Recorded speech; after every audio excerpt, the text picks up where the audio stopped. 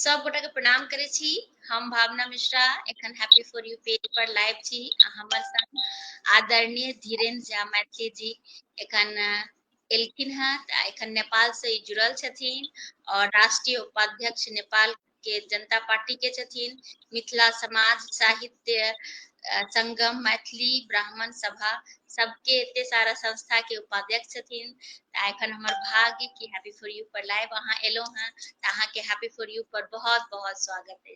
प्रणाम करे छी। बहुत बहुत आभार श्रोता लोकनि के जतऽ से देख रहल छै सुनि रहल छै सबके धन्यवाद आभार जुड़े में परिचित हो या आग्रह करबै। जी जी जी तब एखन काव्य धारा कनि विलम्ब से प्रारंभ भेल ताहि लेल हम सब गोटा से क्षमा चाहब। कनि एक रति नेटवर्क के इशू भ गेल छलै। चलू अहाँ सब जल्दी जल्दी लाइव में जुड़ू और लाइव के आनंद उठाबू। अहाँ सबके कोनो प्रश्न हुआ तो अवश्य पूछी और हम सबसे पहिने अहाँ से आग्रह करब कि एक कोनो रचना से आइ के लाइव के प्रारंभ करी जैसे कि हमरो कनिटा समय भेट जात और लाइव का हम शेयर करबे जैसे बेसी से बेसी लोग जुड़थिन आनंद उठेथिन। सब हम पुनः आग्रह करब कि लाइव का अवश्य शेयर करिए।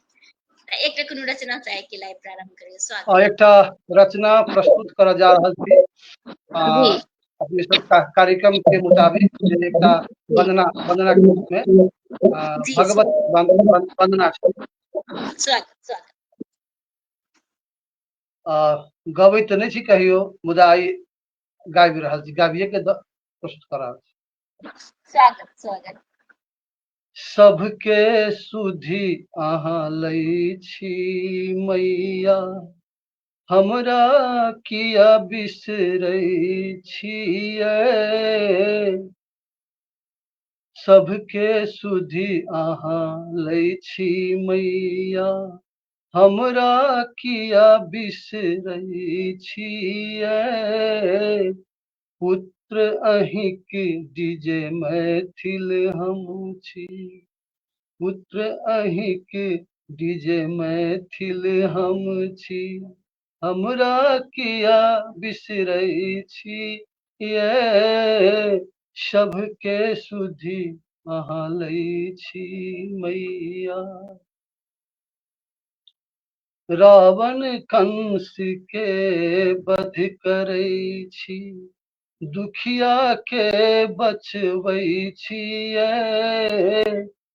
हमहू छी अहीं के पुत्र हमरा किया बिसरै छियै। सबके सुधि अहाँ छी मैया। देवी देवताक उद्धार करै छी मानव कल्याण करै छियै। हम छी दुखिया अहिंक आश में हमरा किया बिसरै छियै। सबके सुधि अहाँ लै छी मैया हमरा किया बिसरै छियै। बस ई भगवती गीत अछि जे कंकालनी एकटा एल्बम छै ताहिमे रिकॉर्ड शो करै छै। बहुत ही सुंदर बहुत ही नीक और बहुत ही नीक लागल। भगवती सबके कामना पूर्ण करैत यह हमर कामना अछि। और हम शेयर कऽ देलिए हैं सब गोटा से हम आग्रह करबे कि हम सब जे से लाइव का शेयर करबे जैसे ज्यादा से ज्यादा लोग के पास लाइव जेते। संतोष राय जी जे छथिन जुड़ गेलखिन हैं जय हो लिख रहल छथिन तो प्रणाम करे छी। अहाँ के हैप्पी फॉर यू पर स्वागत है। इहो काव्य धारा में आबि चुकला हैं तो बहुत ही नीक बात। एखन अहाँ हमरा सबके संग नेपाल से जुड़ल छी। नेपाल में कौन जगह से अहाँ एखन हमरा संग जुड़ल छी? ई जनकपुर धाम सब छै। अरे वाह चलू तो बहुत खुशी के बात कि जनकपुर धाम से जुड़ल छी। राजा जनक जी राम भगवान के से घर से जुड़ल छी आनंद लग रहल अछि। और अहाँ के बहुत सारा खुशी अछि नव नेपाल टाइम्स में राष्ट्रीय मासिक मिथिलांचल खबर राष्ट्रिक दैनिक में केमिकल प्रेडिक्टेबल रामबाण SLC न्यूज़पेपर विभिन्न पत्र पत्रिका में प्रकाशित लगभग 500 रचना लेख गीत कथा कविता। चलो बहुत बहुत अहाँके लेल शुभकामना। एल्बम भी अछि मेड इन मिथिला, प्रीतक इजोरिया, कंकालिनी भगवती गीत में 3टा गीतक शब्द एखन जे ओहिमे से अहाँ एकटा सुनेलहुँ हँ। अपन समाज मैथिली फिल्म संपादन पाठ्यक्रम विकास केंद्र नेपाल सरकार द्वारा प्रकाशित कक्षा 1 में मैथिली अभ्यास पुस्तिका, कक्षा 2 में मैथिली अभ्यास पुस्तिका, मैथिली शब्दकोश। वाह, चलू बहुत ही बहुत अहाँके बधाई एते रास के लेल। एहि क्रम में पुस्तक दिखा दी अभ्यास पुस्तिका थी मैथिली के जी जी जे नेपाल सरकार द्वारा प्रकाशित छै। ई हर एक क्लास 2 क्लास 3 क्लास तक के अहिना क्रम से छै सब जगह। अब कमी छै जे मैथिली लोकनि जी नहीं रखे अपन अपन स्कूल में पढ़ावे किताब सब पुस्तक उपलब्ध छै नेपाल सरकार द्वारा। मुदा कमी है अपना मैथिली लोकनि में जे खोज नहीं करे छै। खोज करे उपलब्ध पुस्तक छै पाठ्यक्रम विकास केंद्र काठमांडू में कोनो स्कूल अध्यापक है। जी जी तो ई जे अहाँ के पुस्तक छै एमे कते पृष्ठ छै? ई पृष्ठ तो बहुत छै 320 पृष्ठ। अच्छा त एमे की सब छै? ए पुस्तिका में की सब छै? एमे की छै अपने के एकटा नया पाठ्यक्रम के मेथड एगो एहन है जे हमरा 52 टा राष्ट्र में एहि प्रकार के पुस्तक जाहिठाम मैथिली में छै, कतौ नेपाली में छै, कतौ भोजपुरी में छै, कतौ हिंदी में छै, इंग्लिश में छै। मॉडल या छै सब जे कोना के जे सिकाई के अपना सुविधा देल जाय, केना सिकाई जल्दी सीख सकै छी ताई मेथड से देल। तो एक दूटा पृष्ठ खोल के देखाबू ना हमरा सबके पोथी के। जेना ई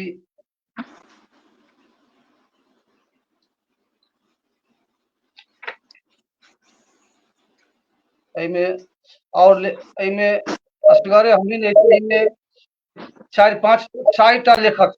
अच्छा, अरे वाह।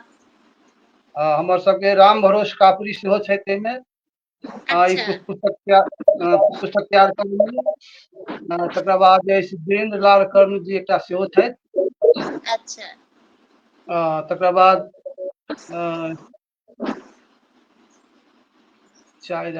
रामचंद्र झा, प्राध्यापक रामचंद्र झा छै, जनकपुरे के छै।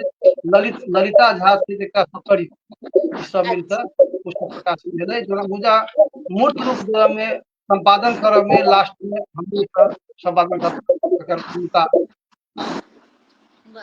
और सब कोनो कारण काज विशेष से पछुआ गेला हमरा लास्ट में हमरे संपादन लास्ट में। बहुत बहुत रास शुभकामना। सबसे गर्व के गप कि बच्चा सब एकरा पढ़ैया, ई सबसे पैघ गप होइ छै। और एनहिए अपन सबके मैथिली आगाँ बढ़े और खूब जे छै से उन्नति होइत रहे, यह हम कामना करै छी। अपन सबके संग एखन डॉक्टर संजीव समाजी सेहो जुड़ गेल छथि, लिख रहल छथि बड़ सुंदर। तो अहाँ के स्वागत है हैप्पी फॉर यू पर प्रणाम करै छी, बहुत बहुत धन्यवाद। अर्चना मिश्रा दीदी सेहो जुड़ल छथि, प्रणाम कऽ रहल छथि, प्रणाम दीदी। कृष्ण मोहन झा मोहन जी सेहो जुड़ गेला हैं, पिछला सप्ताह काव्य धारा में इएह आयल छला। तो अहाँ के भी हम प्रणाम करै छी, बहुत बहुत स्वागत अहाँ के हैप्पी फॉर यू पर। धन्यवाद आभार। निवेदिता ठाकुर जी सेहो जुड़ल छथि, लिख रहल छै जय मां शारदे, बहुत बहुत धन्यवाद अपने के प्रणाम करै छी। सब गोटा के बहुत बहुत धन्यवाद। और हम चाहब कि एक किस कह रहल छै अपने? हाँ एकदम की कहलिए? एकटा और कविता परिचयात्मक कविता एकटा भ जाय। स्वागत स्वागत हम कविते लेल कहत हाँ, रही कविता अपन सुना दी परिचय हमर की अपन परिचय हमर की है से ई शब्द में उल्लेख है। स्वागत स्वागत बहुत बढ़िया बहुत सुंदर हमर हमर गाम अछि महोत्तरी जिलाक पथना। तो शीर्षक छै कविता के हमर बथना। गाम के कोना छ हमर बथना। नाम थिक धीरू हमर गाम छी हमर बथना। नाम थिक धीरू हमर गाम छी हमर बथनाहा। व्यथा नहीं एते व्यथा नहीं एते कोनो देवी थिक विषहार। व्यथा नहीं एते कोनो देवी थिक विषहार। मायक नाम विश्वकर्मा देवी। मायक नाम विश्वकर्मा देवी बाबू नाम पंडित सतंजीव झा। मायक नाम विश्वकर्मा देवी बाबू का नाम पंडित सतंजीव झा। चारि भाई में हम तेसर संतान। चारि भाई में हम तेसर संतान। कश्यप गोत्री छी हम झा। कश्यप गोत्री छी हम झा। आगू अछि भट्ठा सिखौलक गामक विद्यालय। भट्ठा सिखौलक गामक विद्यालय पहुँचैलक जनकपुर काठमांडू धरि। विज्ञानक जड़ शिक्षा रहितौ। विज्ञानक जड़ शिक्षा रहितौ। डुबकी लगेनौ साहित्य। दुस्साहस डुबकी लगेनौ साहित्य। आगू अछि आजुक वास अछि जनकपुर धाम। आजुक वास अछि जनकपुर धाम। अयाची मार्ग थिक घरक बाट। आजुक वास अछि जनकपुर धाम। अयाची मार्ग थिक घरक बाट। शिक्षा पत्रकारिता आ राजनीति सतत चले संग का विधा। सतत चले ई का। मनीष अछि हमर गामक नाम। मनीष अछि हमर गामक नाम। नागरिक नाम अछि पड़ल धीरेन्द्र। डीजे मैथिल सगरो बुझै। डीजे मैथिल सगरो बुझै। क्षण बीतै साहित्य नाम। क्षण बीतै साहित्य नाम। नाम थिक परिचय। बहुत ही सुंदर अपने के परिचय दिलिए हैं बहुत ही सुंदर और एक एक शब्द फरिया कर फरछा कर लिखलिए हैं बहुत ही सुंदर बहुत ही नीक और हम चाहब जे कनिका एक कविता हमरा और सुना दिया। ई त अहाँ के परिचय वाला कविता रहा त एकटा और कविता हमरा सुना दिया तहन अपन सबके ढेर रास हमरा प्रश्न मन में अछि त अहाँ से हम पूछब त एकटा और आगू कविता आगू जी कविता प्रस्तुत अछि जी स्वागत माय हमर। बहुत सुंदर ई माय हमर अछि सुंदर। माय हमर अछि सुंदर हम स्वाभिमानी छी। ये अपना राष्ट्रीय गीत के रूप में नेपाल से संदर्भित अछि। माय हमर अछि सुंदर हम स्वाभिमानी छी।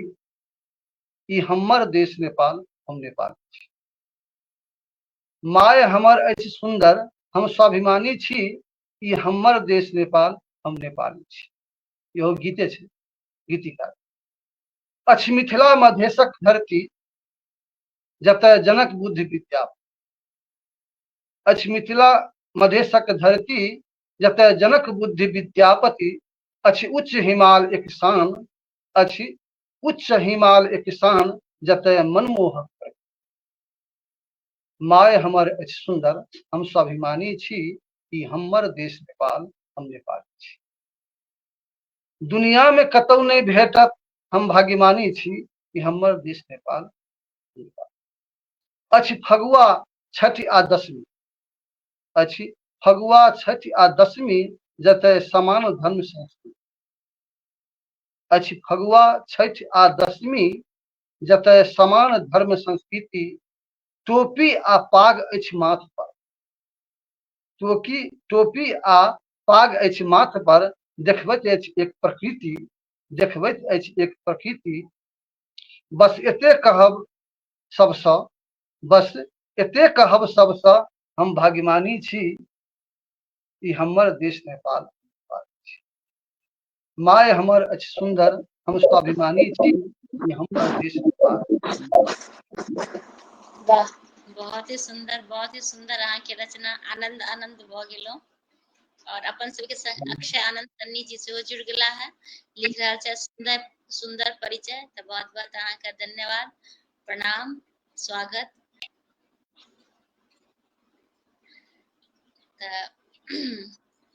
हम चाहब जे कनिटा अहाँ अपना बारे में बताबियो कि अहाँ के पढ़ाई लिखाई केना भेलै और केना अहाँ लिखब शुरू केलिए, किनको से मोटिवेट भेलिए या बचपने से लिखत रहलिए, एक बेर बताएल जाए। जी। अब बाल्यकाल से हमर बाबूजी शिक्षक रहे। जी। शिक्षक रहे और साहित्य व्याकरण के शिक्षक रहे, तो स्वाभाविक है जे किछु ने किछु गुण एतै। ओना समाजक परिवेश अथवा अज्ञानता ओहि समय में जे साहित्य से शुरू से नहीं जुड़ल, तो विज्ञान विषय लऽ कऽ हम ISC, BSc आ जूलॉजी जंतु विज्ञान सब MSc केलहुँ TU नेपाल से। ISC BSc हम बिहार से केने छी, सीतामढ़ी। तकर बाद हम MSc काठमांडू TU से MSc केलहुँ जूलॉजी से। तकर बाद हम शिक्षण पेशा में छी, ओहि समय में शिक्षक के बड़ अभाव, आ विज्ञान शिक्षक के लोक के की होइ छै, झपटि झपटि के लोक लग, एकटा स्कूल में जाइए, फिर दोसर स्कूल वाला प्रधानाध्यापक कहथिन भेटथिन जे कतऽ रहै छी, ई स्कूल में रहै छी। कते चलऽ पड़ैया, बस सुविधा छै तऽ नहीं, किछु तऽ 2 घंटा चलऽ पड़ै छै। हम तो बसे काट के हमर स्कूल है, एहिमे अपने छै। एहिमे अपने के पहिने की होइ जे पहाड़ साइड में हमरा सबके नेपाल में भात दालि तरकारी रोटी सजा बजा के जे हमसब मिथिला में खाइ छी, तरुआ बघरुआ, ओकर तऽ सपनो नहीं।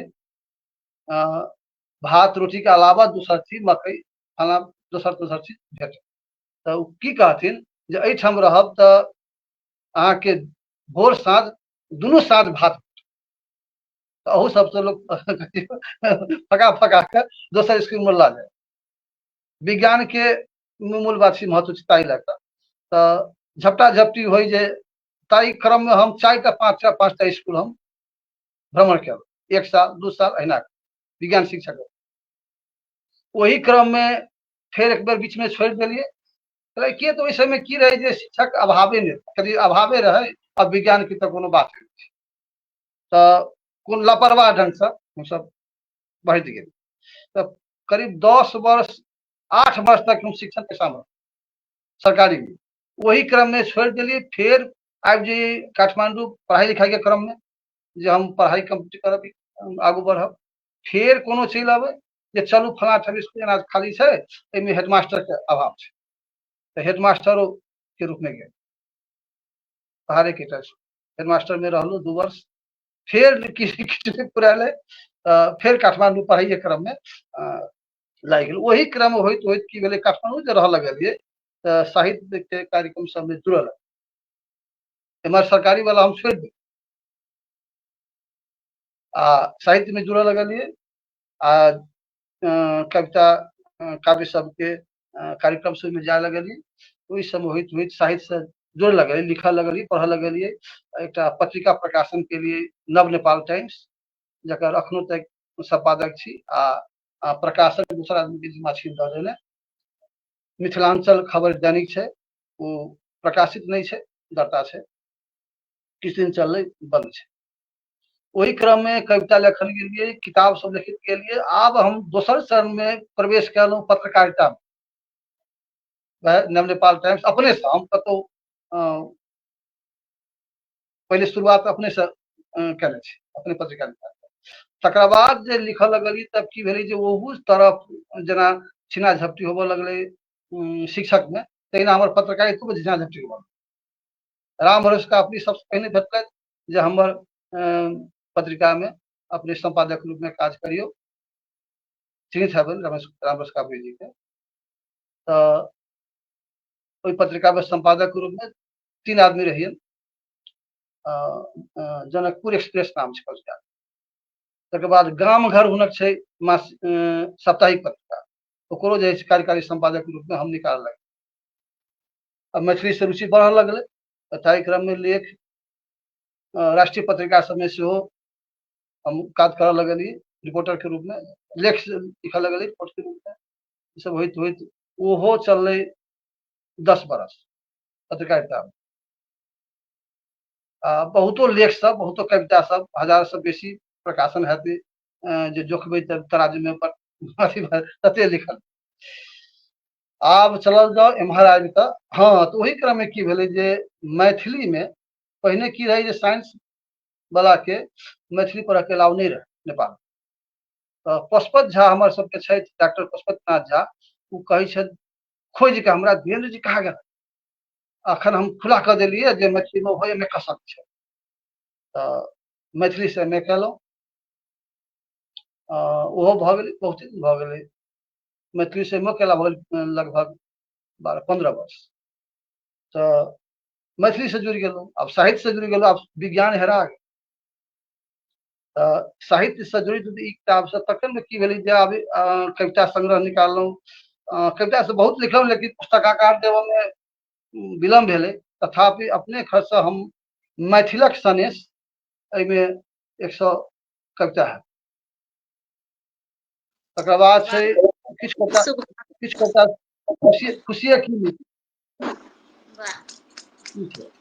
तकर बाद अपने के सबसे हमर महत्वपूर्ण काज है जे विद्या बहुत कम छै। कविता तो बहुत छै, लेकिन उपन्यास हमरा सबके नेपाल में बड़ कम छै। हमरा बुझाइ जे डॉक्टर धीरेश्वर झा धीरेन्द्र रहथिन, हुनकर रहन 2टा उपन्यास नेपाल में प्रकाशित। तकर बाद उपन्यास क्यों नहीं निकालल, बड़े बड़े दिग्गज उपन्यास नहीं निकालल। हम प्रयास करूँ, मधु उपन्यास हम निकालू, इहो लगभग 320 जी ई जो उपन्यास छै अपने के मधु, एकर विषय वस्तु कनिटा बताइए जे एकर विषय वस्तु दू रूप में हम व्यक्त करै छी। एकटा जे गद्य रूप में हम कह दै छी, एकटा काव्य रूप में हम लास्ट पेज में रखने छी, वो हम पढ़ि देब। ई छै मोटा मोटी कहल जाए, नीचा में लिखल छै झाँपल प्रेम पर आधारित। ओई जमाना प्रेम तो प्रेम से माय बेटा, माँ बेटा बेटी, भाई बहिन आ 2टा युवक बीच सब रंग के प्रेम होइ छै। तो सब रंग के एमे उल्लेख है, बहुत एकदम सभ्य ढंग से जे होइ छै। आमक गाछ, आम के टोक रहे छै आम के समय, ओई में 2टा, एकटा रूपा छै एकटा मधु छै, दुनू मचान पर बैस कऽ गप करे छै। ओहिठाम और दोसर क्यों नहीं छै। आम के टोक छै, मचान पर बैसल छै, आ रूपा छै सुनऽ वाला ज्ञानी, दुनू संगिनी। आ मधु जे व्यक्त करे छै जे एक बात बुझले, हम मामा गाम गेल रही, तो ओहिठाम जे से रूपेश नाम के एकटा पाहुन रहथिन, हुनका से गप भेल, एना ओना बहुत रंग के गप भेल। तो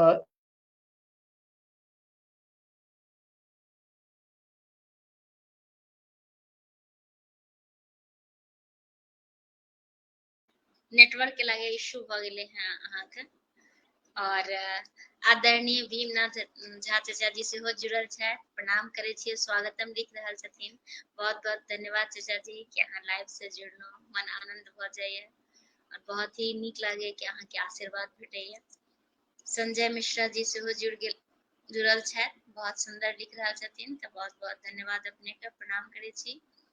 रंजू अजय मिश्रा जी सेहो जुड़ल छै, बहुत बहुत स्वागत लिख रहल छथिन, बहुत बहुत धन्यवाद अपने के, प्रणाम। और नारायण झा जी सेहो जुड़ गेला हैं, जय जय मिथिला, शानदार, प्रणाम करे छी अहाँ सब गोटा के, तो प्रणाम करे छी। उनका नेटवर्क के इश्यू भ गेले, हमरा लागल जेना कि किनको फोन आबि गेले, जे कारण से उनका फोटो स्टिल भ गेले, रुक गेले। तो पुनः ओ फिर जुड़ता। तो सब गोटा के बहुत बहुत धन्यवाद। एखन आदरणीय धीरेन्द्र झा मैथिल जी एलखिन हैं, नेपाल से जुड़ल छथिन और उनकर उपन्यास मधु पर एखन जे छै से बताबैत रहथिन, गपशप होइत रहे। तऽ नेटवर्क के उनका इशू भ गेलै, पता नहीं लागैए की भेलै हैं।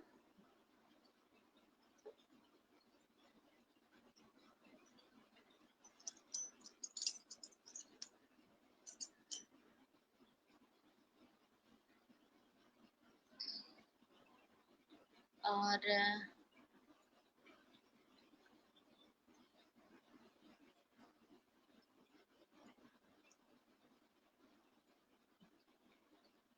इनकर और पोथी सब भी जे छै आबै वाला छै। एकटा मैथिली उपन्यास जिंदगी, दोसर भैयारी और तेसर श्रीमद् भागवत गीता मैथिली अनुवाद।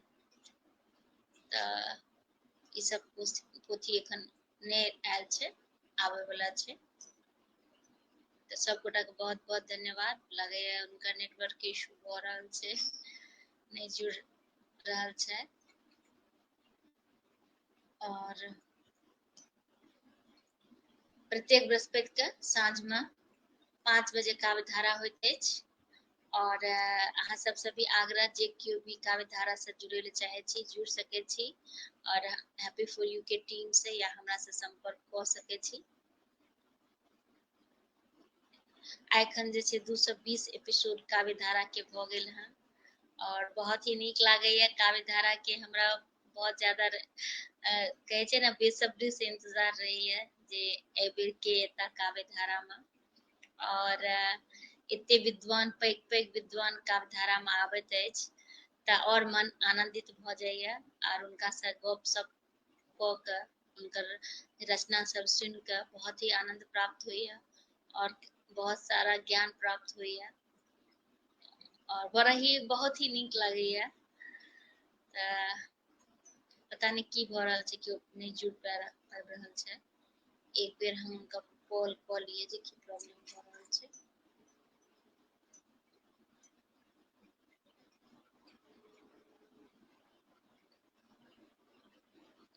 लागे उनकर जे छै लाइव में जहन शुरू में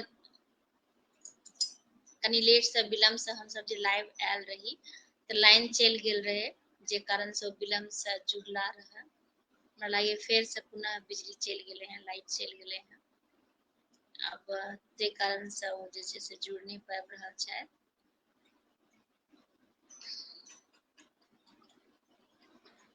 कभी कभी भ जाय छै नेटवर्क के इशू भ जाय छै। तऽ मोबाइल के डाटा से तो जुड़ सके छै, पर पता नहीं क्या नहीं जुड़ पाबि रहल छथिन।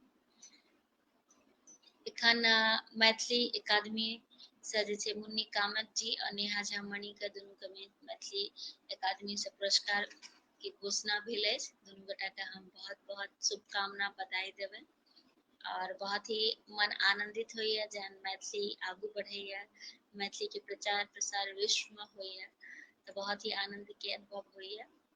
और मुन्नी मधु जी और नेहा जी दुनू गोटा काव्य धारा में आबि चुकल छै। तऽ हम दुनू गोटा के बहुत बहुत शुभकामना संग बधाई सेहो दैत छी और ओ सब और नीक लिखैत और आगाँ ढेर रास पोथी आबऽ तकर कामना करैत छी। एखन तक हुनकर नेटवर्क के इशू लागि रहल छै, ओ नहि आबि रहल छै।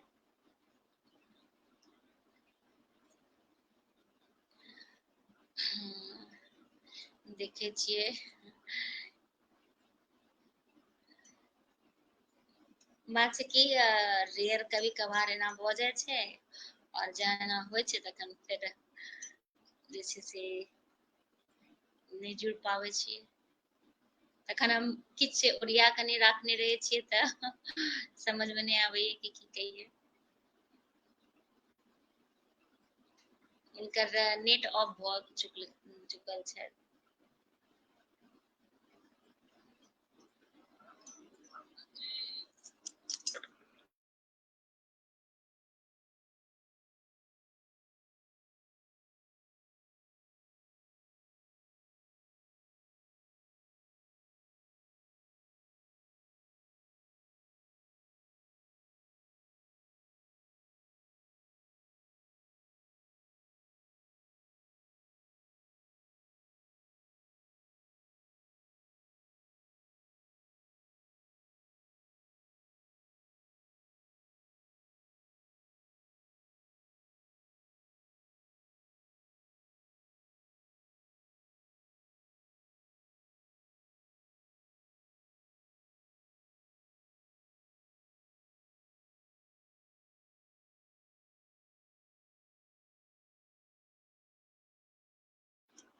हाँ देखियो उनकर एखन तक नेट जे छै से ऑफे छै, तकर मतलब बिजली लाइट चलि गेलै हैं, सएह लागि रहल यऽ हमरा।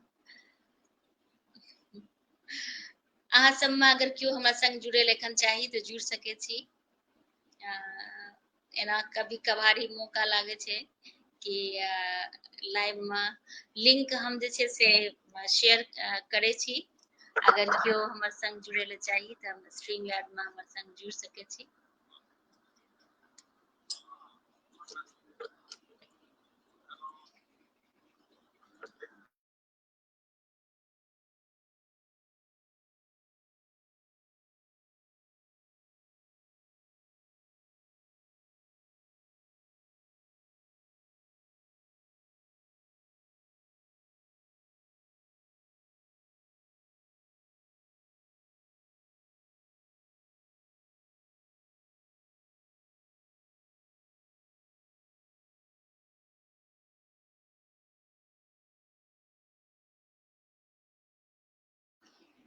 तऽ हम जे छै से एखन लिंक पठा रहल छी, अहाँ सब अगर केओ जुड़े चाही तऽ जुड़ सकै छी।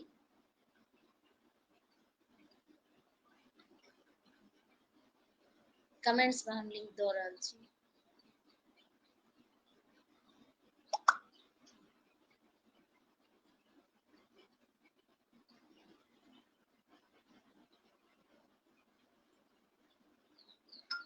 नेटवर्क के इशू लेकिन मोबाइल के डाटा से तो जुड़ सके छै, बट पता नहीं क्या नहीं जुड़ रहल छै।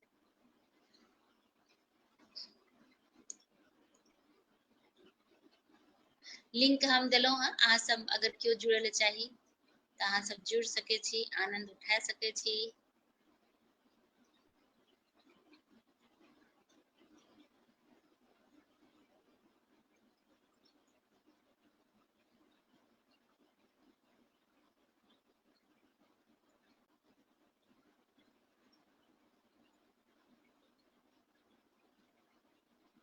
हमहूँ पहिने से किछु ओरिया के नहीं रखने रही, डायरी भी नहीं संग में रखने छी।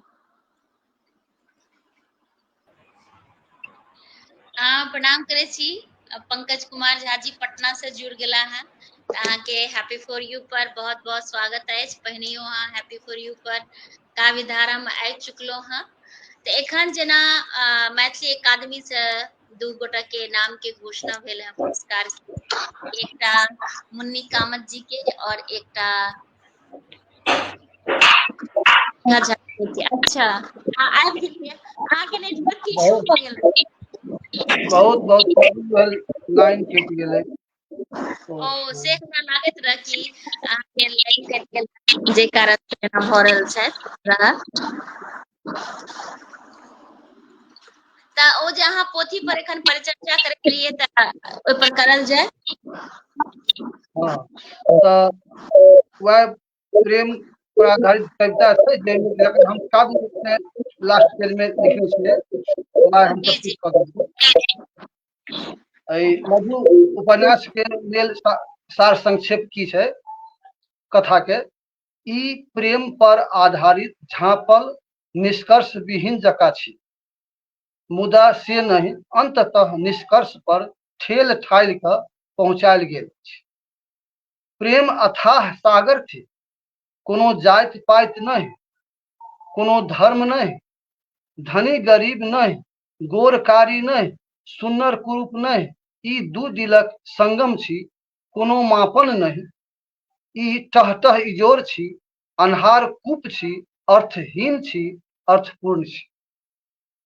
प्रेम कण कण में छी, विविध रंग रूप के हर जीव में छी, पानि पति पत्नी भाई बहन बाबा पोता नानी नातिन, चिड़ै चुनमुन गाछ वृक्ष बूढ़ जुआन संगी बहिनपा लड़का लड़की पशु मनुख मेल अनमेल सब किछ में व्याप्त छै। एहि उपन्यास में रूपा मधु बीचक प्रेम अद्भुत छै। आम गाछी रौद बसात अन्हार इजोर गोहिया घैलक पानि हरबाह पथखरहरनी मचान सब एक दोसर के बीच प्रेम छी। मधु के जिंदगी में घटल ई रियल प्रेम कथा बनैत अछि। बीतल बात के मधु फूल बूटा लगा कर सिंगारी का रूपा के सुनबैत अछि। धैर्यतापूर्वक रूपा श्रवण करैत अछि। रूपेश एकटा असल नायक के रूप में प्रस्तुत होइत अछि। ईमानदार, कर्मठ, होनिहार युवा के रूप में देखाओल गेल अछि एहि उपन्यास में। एक फूल तीन मालिन जेना रहे, एक फूल तीन मालिन एहि कथा उपन्यास में देखल गेल अछि। सभक प्रेम निश्चल छी, कोनो पात्र ककरो सँ कम नहीं। यह बात पर मधु नामक पोथी ओ उपन्यास अपने आगू परेस रहल छी। नीक बेजाय की छी हम नहीं कहि सकै छी, हमर ई प्रयास छी। मधु, रूपेश, रूपा रानी चारि मूल पात्र छी। चौकड़ात्मक प्रेम से भरल ई छोट कथा छी। हरेक के भूमिका महत्वपूर्ण छी। एक दिस मधु रूपेशक प्रेम, दोसर रूपा मधु प्रेम, तेसर रूपा रूपेश बीच, चारिम रूपेश रानी प्रेम। रूपेश तटस्थ, कथाक अंत धरि निचोड़ नहीं बुझबा में अबैत अछि कि ई प्रेम अधूरे नहीं तऽ रहत। रूपेश संग अंततः रूपेश संग विवाह ककर हेतै, रूपा के कि मधु के कि रानी के?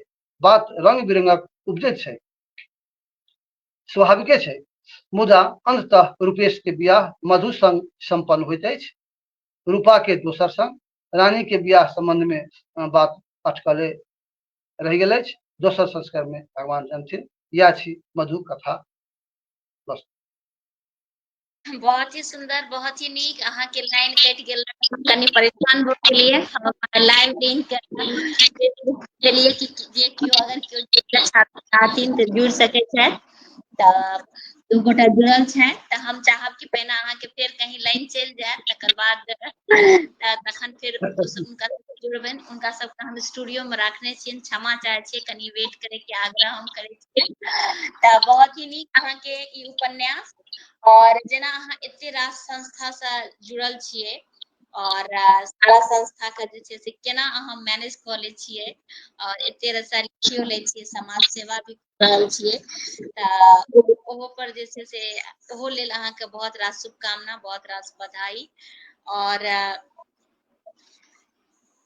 जेना हमर एकटा जे प्रश्न से अछि, जे कि नेपाल में जे छै मैथिली साहित्यिक जे छै ओकर कतेक विस्तार छै, ओहि पर जे छै से अहाँ ओहिठाम छियै तऽ अहाँके केना अनुभूति भऽ रहल अछि, आर ओतऽ जे छै से मैथिली पर कतेक काज भऽ रहल छै, ताहि पर कनी जे छै हमरा सबके अवगत कराबियौ आग्रह। नेपाल तऽ छोट देश अछि, जाहि में जतबे छै हमरा सबके तराई क्षेत्र में, ओहूमे मेचिसा महाकाली तक, जाहिमे 3 पार्ट भऽ गेल छै। अवध क्षेत्र छै, भोजपुरा क्षेत्र, बाकी सब मैथिली मिथिला क्षेत्र। एहिमे मैथिली देश हमरा सबके नेपाल के दोसर भाषा रजिस्टर के विषय छै। 12 वर्ष से कहल जाए तऽ मास्टर डिग्री छै मैथिली के पठन पाठन होइत अछि। जेना एकर MA लेवल पे जी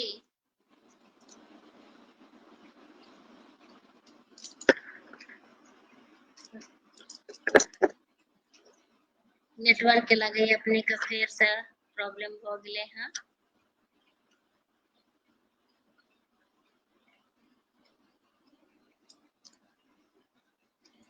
पंकज कुमार जी, अहाँ लाइव से जुड़ल छी, अहाँ के हैप्पी फॉर यू पर स्वागत अछि। हमर जे प्रश्न तखन अपने से रहे, जेखन नेहा झा मणि जी का और मुनि कामत जी का मैथिली अकादमी से पुरस्कार के घोषणा भेल अछि, तऽ एहि पर हम चाहब कि अहाँ के प्रतिक्रिया हुए, 2 लाइन अहाँ किछु कहिए एहि पर।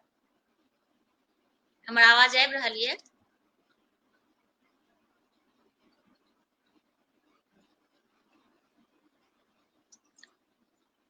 हमर आवाज आबि रहल ये पंकज जी? लागैया अहाँ के माइक लागैया म्यूट अछि या वॉल्यूम कम अछि अहाँ के।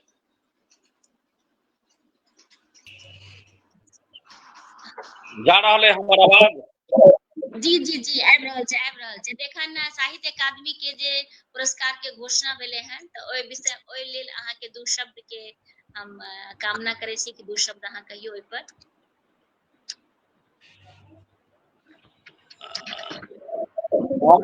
आई पेपर में देखलिया जे साहित्य अकादमी के पुरस्कार बाल साहित्य पर भेटलनि हैं और वएह छथि कि सामने में जे एखन परिचय केलहुँ हैं करबेलहुँ हैं जी वएह छथि जिनका भेटलनि हैं।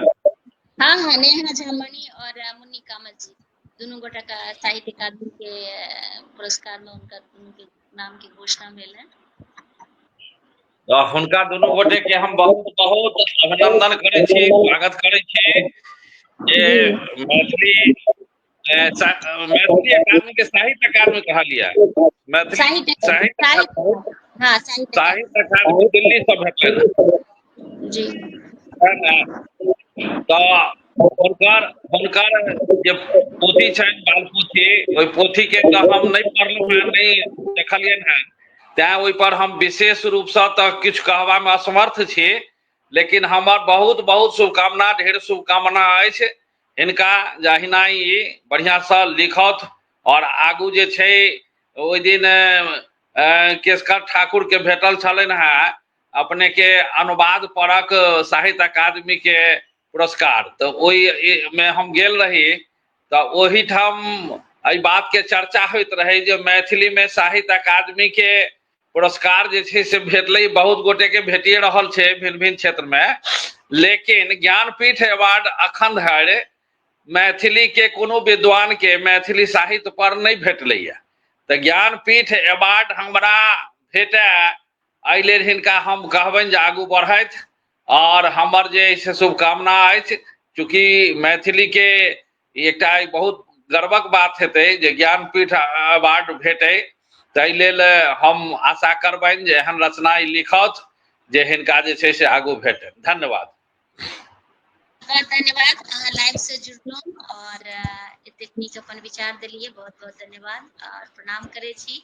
अब हम आदरणीय डॉक्टर शिव कुमार वर्णवाल जी से भी हम आग्रह करबे कि कैमरा ऑन करता और कनी जे छै से अपन दू शब्द जे छै से कहथिन साहित्य अकादमी वाला जे पुरस्कार के नाम के घोषणा भेलै हैं। हमर आवाज आबि रहल है अपने के?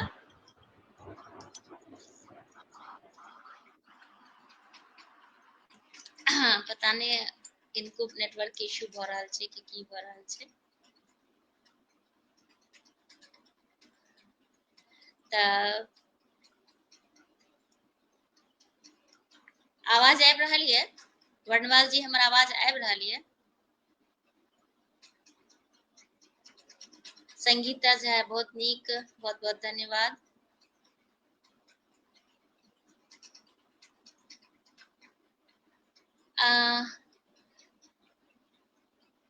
किछ नेटवर्क के इशू डॉक्टर शिव कुमार वर्णवाल जी के भी लागि रहल अछि ते कारण से जे छै से उनका हमर आवाज लगे नहीं सुनाई पड़ रहल छै और धीरेन्द्र झा मैथिल जी के एखन तक लागे लाइट के फेर से चल गेले हैं प्रॉब्लम हो गेले हैं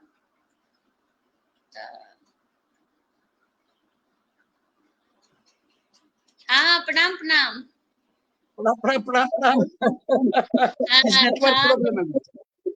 नेटवर्क के प्रॉब्लम भ गेले हैं। एखन जे साहित्य अकादमी के घोषणा भेले हैं नेहा झामनी के नाम और मुन्नी कामत जी के नाम तो हाँ उनका लेल किछ शुभकामना या किछ अहाँ कहे ले चाहे छियै तो स्वागत। पहले तो दुनू के हमर हार्दिक बधाई बहुत बहुत शुभकामना और नेहा किरण जी हमरा महाविद्यालय के छात्रा रहल छथि बल्कि वो अंग्रेजी के छात्रा रहली है मुदा मैथिली में भेटलनि है तो सब अगर सबसे प्रसन्नता हमरा बढ़ रहल है जो हुनका एक युवा कवयित्री कहियौन या लेखिका कहियौन हुनका ई भेटलनि बड़ा गौरवान्वित छी। आ मुन्नी कामत जी के सेहो हम जनै छी ओना हिनका दुनू के कोनो पोथी नहीं पढ़ल हम लेकिन फेसबुक पर जे हम देखे छी किछ ग्रुप में जे मैथिली में हुनकर देखे छी रचना सब से आकर्षित करैया शुद्ध मैथिली शब्दक प्रयोग करै छथि। तैं दुनू गोटे के बहुत बहुत बधाई आ शुभकामना पुनः। आ अहाँके सेहो धन्यवाद जे अपने हमरा याद कऽ लै छी, ई बड़ पैघ बात छै। ताहि लेल अहूँके प्रति बहुत बहुत हम हार्दिक आभार प्रकट करै छी। हैप्पी फॉर यू, अहिना निरंतरता बनौने रहे आ विभिन्न विधा पर अपन आयोजन करैत रहे। तैं दुनू गोटे के बहुत बहुत धन्यवाद, आशीर्वाद सेहो। बहुत बहुत धन्यवाद अपने का कि अहाँ जुड़लहुँ और जैसे से अपन दू शब्द कहलिए। और धीरेन्द्र जी के लाइट पुनः आबि गेले हैं, लगे आब वो जुड़ता अवश्य। हाँ हाँ हाँ जी जरूर। जी जी, तो बहुत बहुत धन्यवाद, प्रणाम प्रणाम।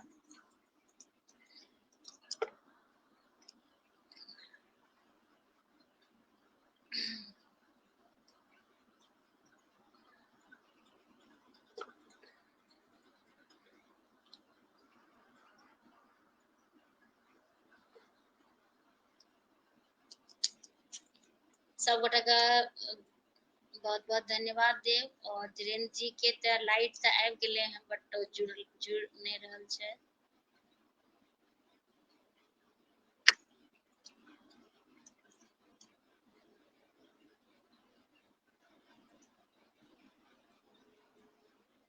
बहुत रास गप हुनका से हमरा रहा पुछवा के, मुदा फिर लगे फिर उनकर लाइट चल गेले हैं।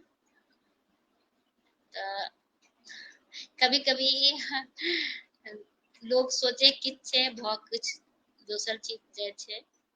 तो सह लग रहल है कि सोचने नहीं रहिए कि लाइट के इतनी ज्यादा प्रॉब्लम हेते। और ए तरह से लाइव पूरा नहीं हो सकते। ते लेल हम सब गोटा से क्षमा चाहब कि लाइव पूरा नहीं भ सकल, जे हमर एकटा सोचने रही से नहीं भ सकल।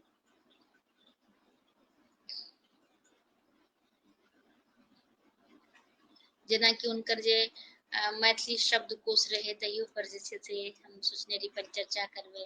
नेपाल में मैथिली के कार्यक्रम, मैथिली के की स्थिति छै ओहू पर हमर रहे, जे छै से उनकर गपशप सुनबा के रहे। जेना उनकर बहुत रास एखन पोथी आबे वाला रहे तो ओहू पर हमर परिचर्चा करबाक छल, मुदा नहीं भ सकल। उनकर नेटवर्क एखन तक लगे लाइट नहीं एले हैं, लाइट कटल है। तो हम चाहब कि एही के साथ आई के कार्यक्रम समाप्त करब। और जे किछ गलती भेल हुआ ते लेल हम सब गोटा से क्षमा चाहब। और अपन सबके मैथिली के विकास हुआ, एमे सब गोटा अपन कनी कनी योगदान करबे त विश्व में जे छै से मैथिली के परचम लहरात। ई पूर्ण हमरा विश्वास है, बहुत गोटा कऽ रहल छथिन। और सब गोटा से आग्रह करब सब जे पूरा अपन सबके मैथिली के जतेक लोग छथि सब गोटा मिलकर कनी प्रयास करैत। और यही के साथ आई के लाइव का हम समाप्त करब। उनकर एखन तक लाइट नहीं आयल अछि कियाकि उनकर नेटवर्क ऑफ अछि। तो सब गोटा के प्रणाम करे छी। जय मिथिला, जय मैथिली, क्षमा चाहब, प्रणाम।